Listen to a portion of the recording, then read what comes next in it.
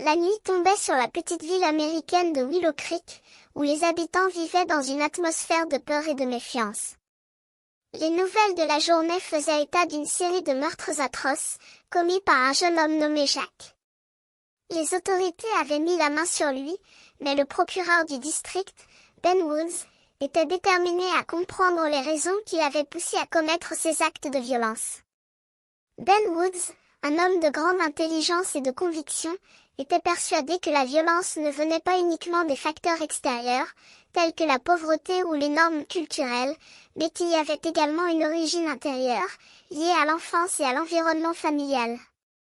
Il avait décidé de rencontrer Jack, qui était détenu dans une prison locale, pour mieux comprendre ses motivations et ses pensées.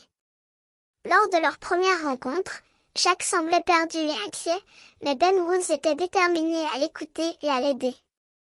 « Je veux que tu me parles de ton enfance, Jack, » dit Ben Woods, avec une douceur et une empathie qui surprirent Jack. « Qu'est-ce que tu as vécu? Qu'est-ce que ta mère t'a dit? Qu'est-ce que tes parents t'ont enseigné? » Jack sembla hésiter, puis commença à parler, au bout de quelques moments.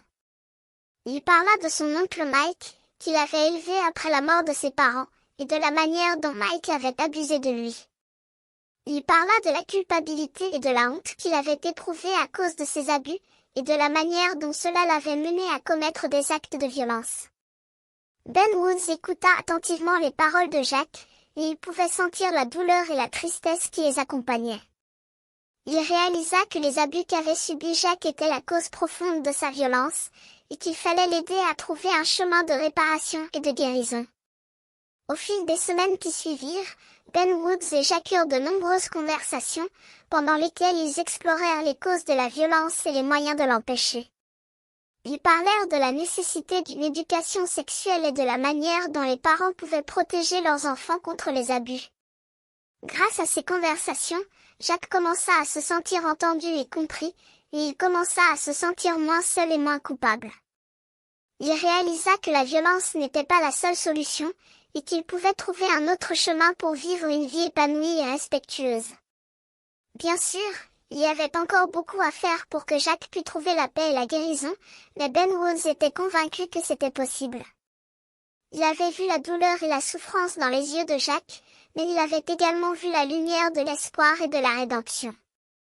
Au fil des semaines qui suivirent, Jack commença à se sentir plus à l'aise et plus confiant. Il commença à participer à des programmes de réadaptation et de formation, et il commença à se sentir comme un membre à part entière de la communauté. Et Ben Woods, qui avait commencé comme un procureur déterminé à faire justice, était devenu un défenseur de la justice, qui croyait que les gens pouvaient changer et que la violence n'était pas la seule solution. Error processing par 2, request too large, need to reduce chunk size.